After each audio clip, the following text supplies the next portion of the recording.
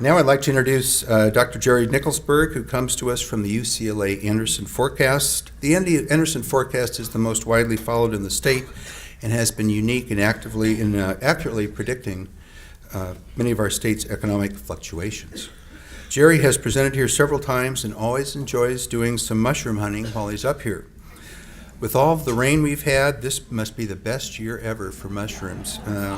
We're pleased to have Dr. Nickelsburg back today. Please, let's give him a warm Sonoma County welcome.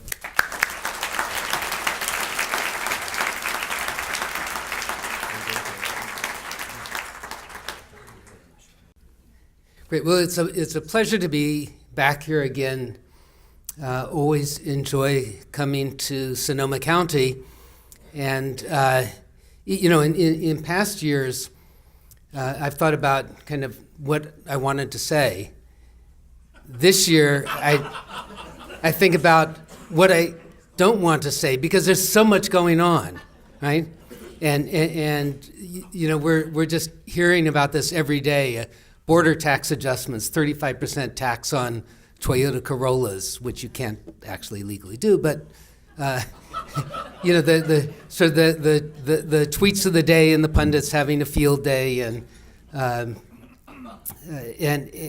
so what I want to try and do today is talk about what we know and what we don't know and need to keep our eyes on as we go forward, and we're making our plans and kind of looking towards what might happen in the economy nationally and in the state. And then I want to finish with a few slides on Sonoma. But I want to begin with an image here. So I'm calling this dead reckoning forecasting. So I have to tell you what dead reckoning is. Some of you know, but maybe many of you don't. In the latter part of the 19th century, early part of the 20th century, this is what California roads looked like. This is the Tejon Pass, where the Grapevine is. And so it was really hard to move goods up and down California. And the way that was done was through schooners and side-wheelers like the C.A. Thayer and the Winfield Scott. So that was kind of the roads that were used. But, they didn't have GPSs. They used things like sextants for navigation. And the way in which they did the navigation was this concept of dead reckoning. So dead reckoning, you figure out where you are and what direction you're going in and what speed you're going. And then on a map, you plot where you're going to be. And that works pretty well, and it worked well for a long time, except, as you know, we have fog in California. We have these marine layers. So for some ships like the C.A. Thayer, which is now a national monument in San Francisco Harbor, they were very successful. The other one that I showed you, the Winfield Scott, loaded with gold, dead reckoning didn't work so well, and they ran into Anacapa Island. That's where we are in forecasting today. Not necessarily on Anacapa Island, but we don't know what these cross currents are going to be. And we're in a marine layer, and we hope we don't hit the shoals of California's shores. So that's the image that I want you to hold as we go through this. And we're going to talk about the U.S. outlook, productivity constraints, demand constraints, and Fed policy, and then California, and then Trumponomics, and then a Sonoma forecast. So. Let's just start with GDP, because there's a lot of talk about GDP as a measure of economic growth and some GDP calculus. The way in which you get increases in GDP, well, there are only one of three ways. One is a change in the labor force. Okay, so you get more people in the labor force, you get higher GDP. Germany just announced that they, in this last year, had the largest increase in GDP since the Great Recession. And then you start reading the details. Well, they're really doing good. Well, it was change in the labor force. They have 1 million new people in Germany. So these are all of the immigrants. And that's generating economic growth. So that's one, change in labor force. change in capital stock. You have more machines for that labor force to work with. And finally, change in technology. So if the labor force is not growing fast, and if investment is not growing fast, if you don't have technology and productivity changes that are going to boost you to 4 or 5%, you're not going to get there. And here is productivity in the U.S. going back to 1962, and you see that it's relatively high for a long period of time, but in recent years, it has not been. We've had a slowdown in productivity growth.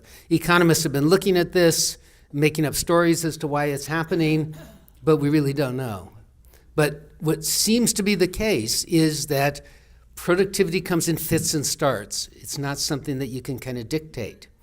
And we're in one of those periods of slow productivity growth, which means that if we're going to get those big increases that have been promised in the presidential election in GDP growth, it's got to come from either lots of investment in capital or somehow finding more people. But one thing that we do know is that Congress is going to pass a tax cut. We don't know how big. We know that it's going to be disproportionately favoring the higher income earners. But the other thing that's going to happen is it's going to put money in everyone's pockets. That means more consumption. We're going to get a boost in consumption demand in the latter part of this year. But that's going to abate because, again, for GDP growth, so these are the demanders of GDP. This is this kind of the stimulus. For GDP growth, you either need to get more people in the labor force or more investment, and just that kind of one-time boost is not going to do it. But housing is going to contribute. And you saw when Ben was talking, increased housing here in many parts of California, in San Diego and Riverside County, lots of new homes being built. So we're slowly building more and more housing, and that's investment. That is a plus for GDP. Equipment and software rebounds. Now, part of that is energy prices going back up. But this is also kind of an unknown. And, when you look at what the numbers from the Department of Finance that came out in the governor's budget on Tuesday, budget message on Tuesday, there's some indication that maybe it's not rebounding as much as it is in this forecast. So something to keep an eye on, because that's a key part of investment. So we've got consumption, investment, government spending going up, and net exports going negative. So export growth is going to be slow because amongst the economies in the world, and I just mentioned Germany doing better than they have is 1.9%, so not so great.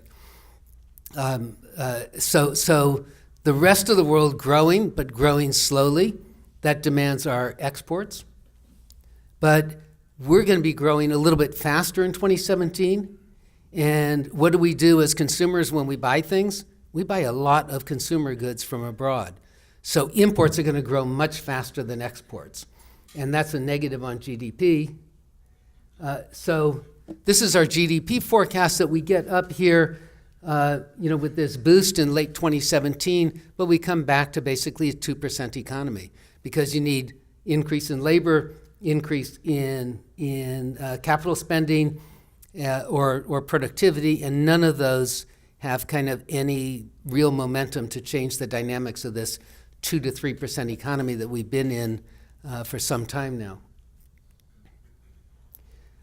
And one of the reasons why we're not, and I'm going to address this when we get to California and get to Sonoma, but one of the reasons why we're not going to grow any faster, and this is a good reason, is we're basically at full employment. And so when you're at full employment, how do you get more labor into the labor force? You have tight labor markets. That creates wage inflation, which is good, but it doesn't create a lot of new labor. So that top one there, which was increase in the labor force, it's only going to be really from population changes.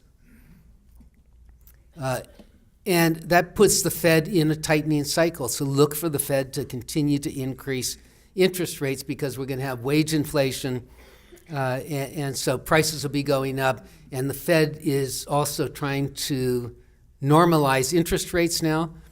Normalize means around 2% after taking account of inflation, so that when the next recession happens, they actually have a tool to use. Right now they don't.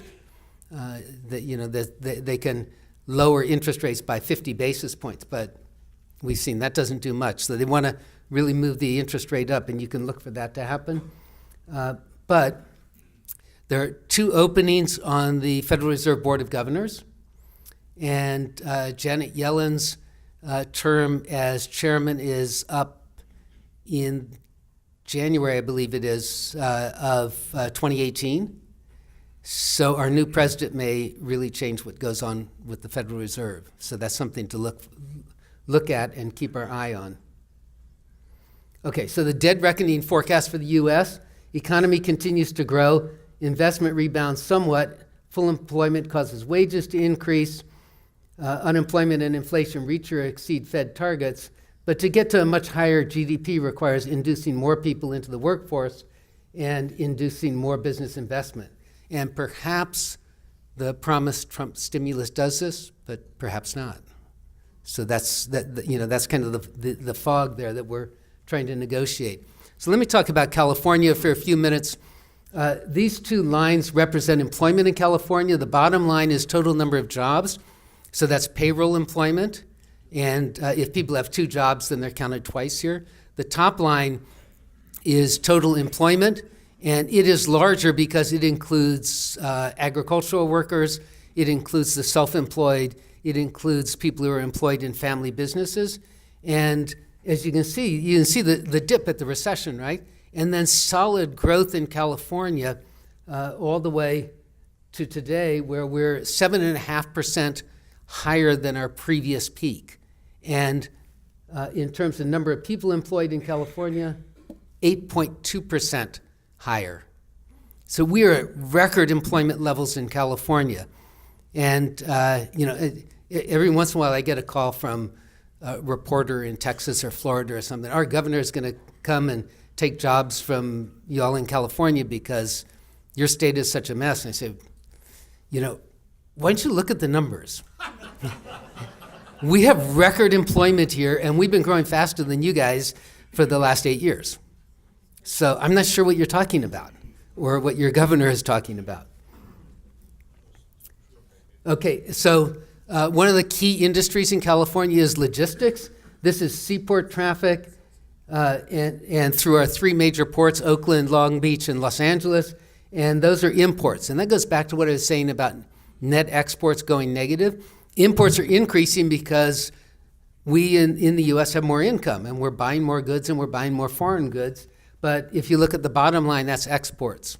And even though the world is growing, and this is true kind of all over the world, that you have trade is really flat.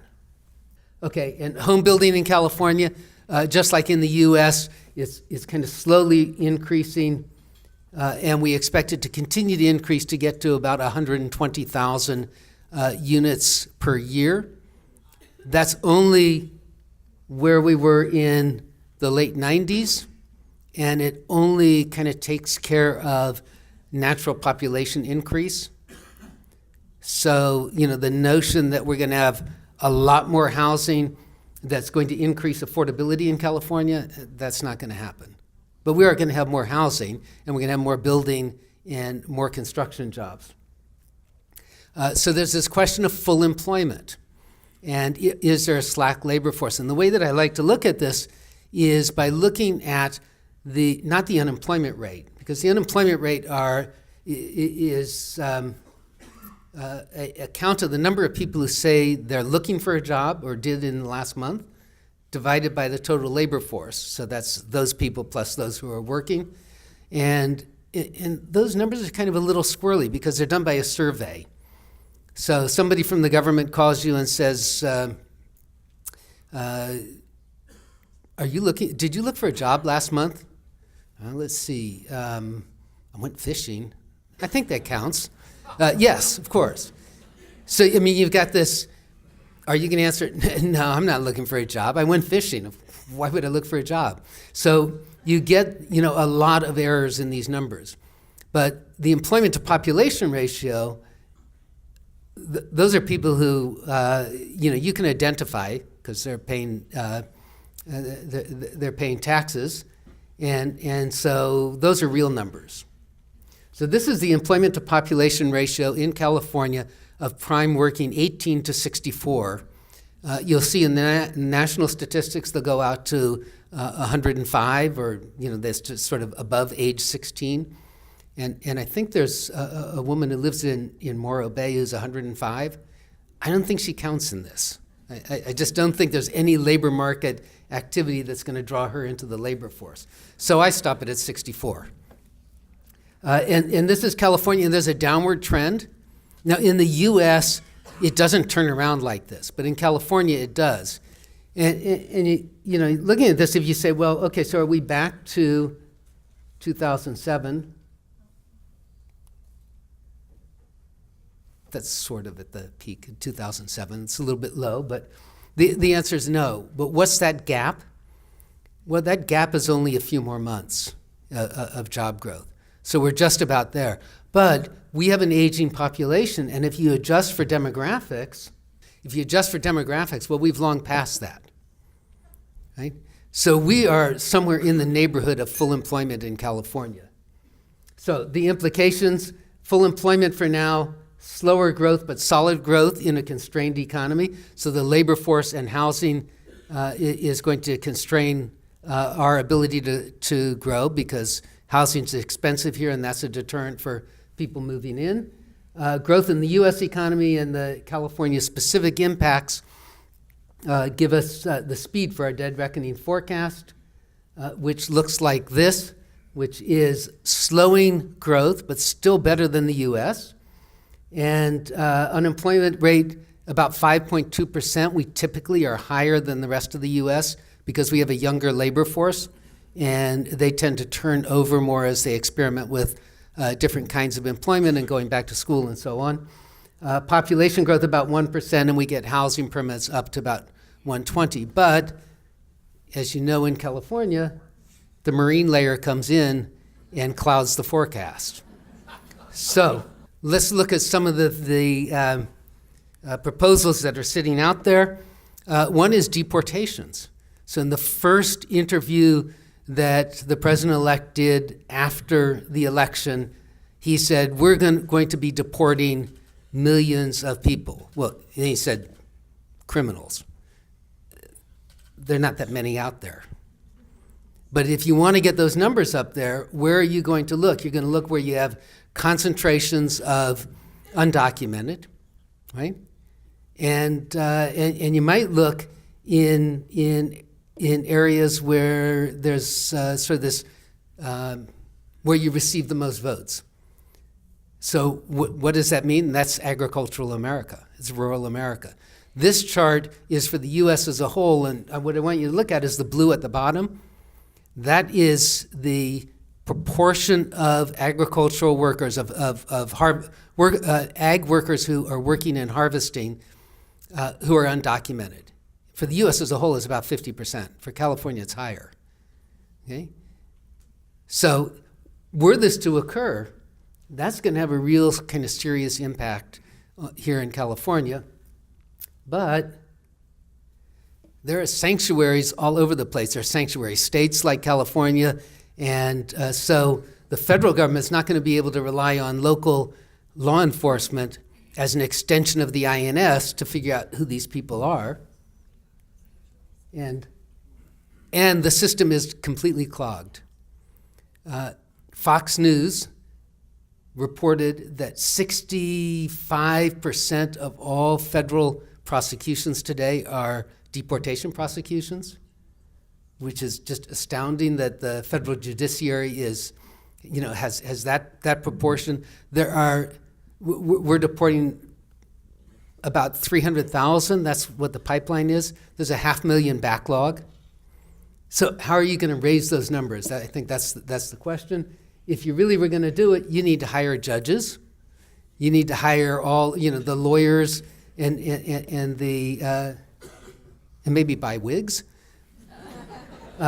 You need to hire INS agents, and you need to train these people. They're not just sitting around waiting to be hired. There's not high unemployment of people who are qualified to be judges. So on the deportations, even though they've been promised, it can happen, but it'll be expensive. It's not going to be right away. It's going to affect, if it does, agriculture and meat production, and that'll be mitigated by imports. Oh, let me stop on imports. So part of the idea is to reduce our imports. And deportations would increase imports. So those workers from Mexico who are picking strawberries on the Oxnard Plain will be picking strawberries in Oaxaca and exporting the strawberries to the U.S. So this is kind of like whack-a-mole, which is what many of these policies are.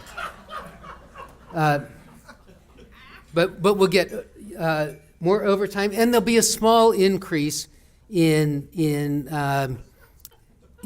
documented and U.S. citizen labor, but the experience in Georgia and Arizona says not much. In Georgia, they're trying to hire prisoners out of the state prison system because they just can't increase that labor force very much. So in the presidential campaign, we're talking about 4 to 5% increase in GDP. Now I want you to go back to that GDP calculus. One of the things was changing the labor force. If you do get the numbers up to in the millions, you remember Germany is growing faster because they have 1 million new. If we have 5 million less, you're never going to hit that 4%, right? It goes the other direction. So the deportations, probably not going to happen, but maybe John Deere is a good stock to invest in, and we'll all have to learn how to cut our grass again. In Southern California, we don't have that problem because we just have dirt for lawns. But with all this rain, you may have to learn how to cut grass again. And then finally, there are these multiplier effects. So in neighborhoods that are heavily populated by undocumented, if there are deportations, then you don't need the school teachers to teach the children of these families. And you don't need the grocery clerks and so on. And so there are these multiplier effects. So this is something to keep our eyes on because it's been promised. It's difficult to do. And it will certainly be disruptive if it's done. Higher defense spending. This is something that indeed we expect that should go through pretty quickly. That disproportionately favors California. Part of this is building 150 new warships. We have 7 shipyards to build these ships, but one of them is in San Diego.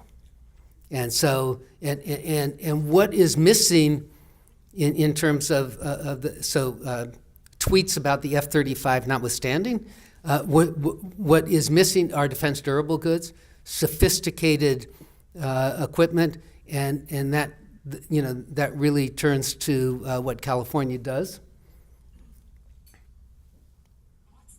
But it's expensive, and so because it's expensive, how much of this happens and how soon it happens is open to question. And there's a question of whether we have the capacity. This is a train in India. It doesn't look like a train because, this is at capacity.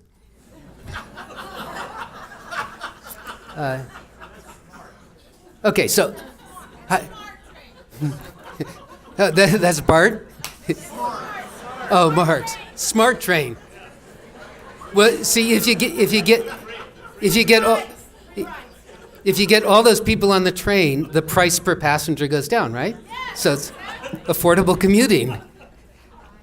So we have higher defense spending disproportionately affects California, particularly San Diego and Silicon Valley. But where do the people come from?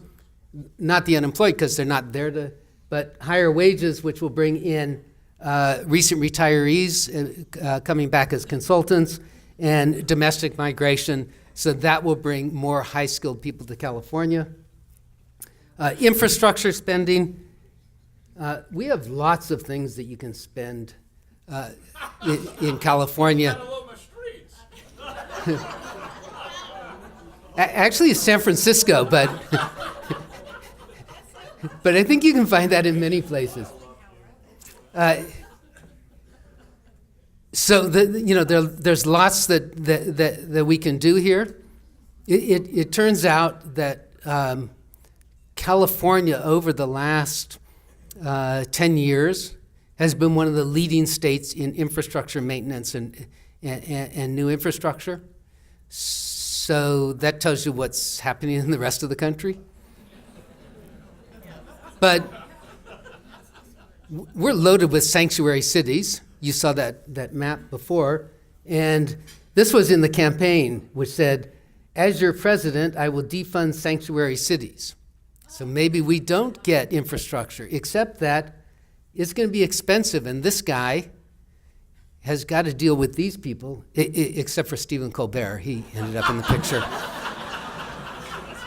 And if he's going to get this infrastructure package through, he's going to need her. And that means infrastructure spending is coming to California. If it gets passed. Okay, so the question is, what will happen? And I've only touched on a few of the things, but every one of them that you look at kind of looks like this. I've just been looking at this border tax adjustment. It's another whack-a-mole game, right? So everyone looks like this. So, if you really want to know what will happen, you want to talk to somebody who is intelligent, who is analytical, and who didn't really have any emotion in the last political election. Look long and hard for someone, but did find someone to ask what will happen.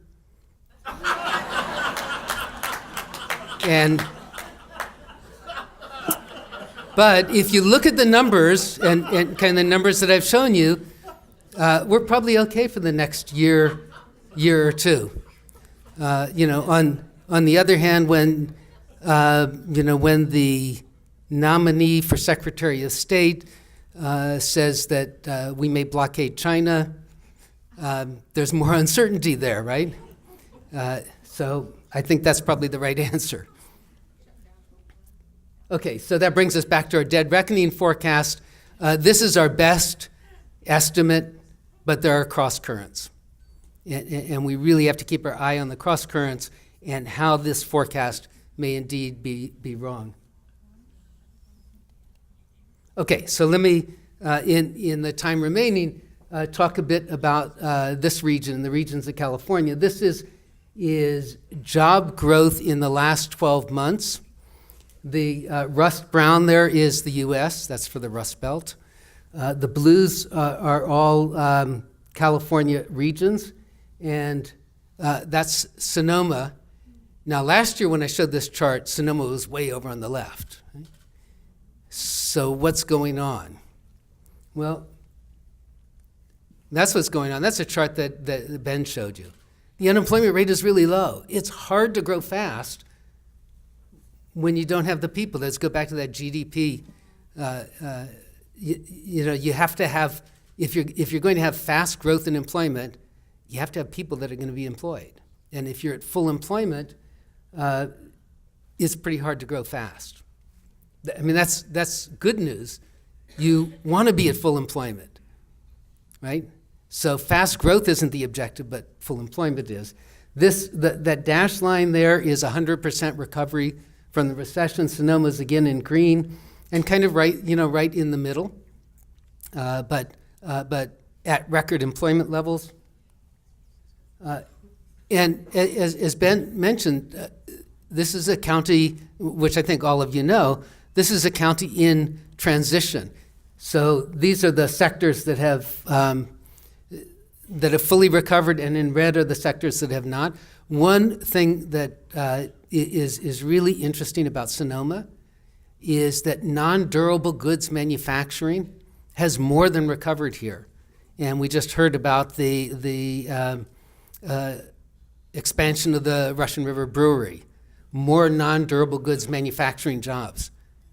Almost everywhere else in the U.S., that would be not just red, and everywhere else in California, but it'd be way over on the right. So you all are doing something in manufacturing that's just not happening in other parts of the U.S. But the economy is in transformation. There are different kinds of jobs that are being created. And when you have those kinds of changes, you don't grow quite as fast because you've got a little more churn going on. But this is employment. Record employment levels here as well is 2.5%. It would be higher but for that churn. And what I decided to do was to look at the growth rates and see, is the growth rate over the last 12 months kind of unusual? Well, this is year-over-year employment growth in Sonoma County, and you see it bounces around a lot, of course, and there are recessions, but a lot of them in the 4%. But if you take out all of the growth rates that are happening when the unemployment rate is above 5%, you get this chart. And so when you're at full employment here in Sonoma, 2% is actually a really good growth rate historically. And that's where you are today. So looking at the numbers, you kind of have to look behind those numbers and say, are you doing well? The answer is yes, very well. Is it 4% growth? Well, there are lots of limitations to being 4% growth, but being at full employment is where you want to be. And of course, one of the limitations is housing affordability. So I'm not telling you anything new that housing affordability in Sonoma County compared to the rest of the country is pretty low. If you look behind these numbers, though, the reason is exactly what Ben was talking about earlier. If you have a high quality of life, people want to live there. And that demand pushes up the price of housing. So you can build a lot more housing and you bring in a lot more people, but it doesn't do a lot for affordability, right? Unless you're going to build a wall around Sonoma County and maybe get Marin to pay for it.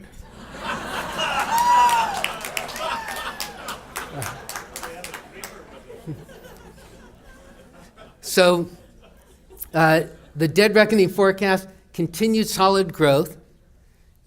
We expect Sonoma, and in particular North Bay in general, Bay Area in general, to be growing faster than the U.S.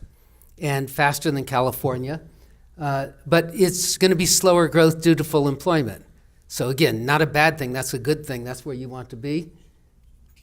And housing affordability is going to affect the type of work because to afford the California lifestyle, the Sonoma lifestyle, is going to require higher income earners when they come in. And so that churn that you see, the change in the kind of work, that should continue. We've seen no rocky shoals on the horizon, but cross currents and a marine layer could affect everything. So it looks like the CA Thayer could be the Winfield Scott. And so I thought, just to finish up, I'd finish with this from David Bowie, which is, so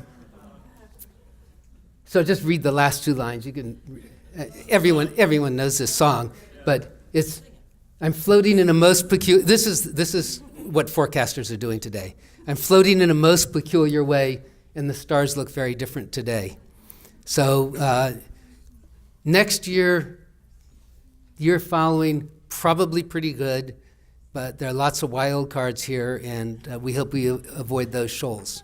Thank you.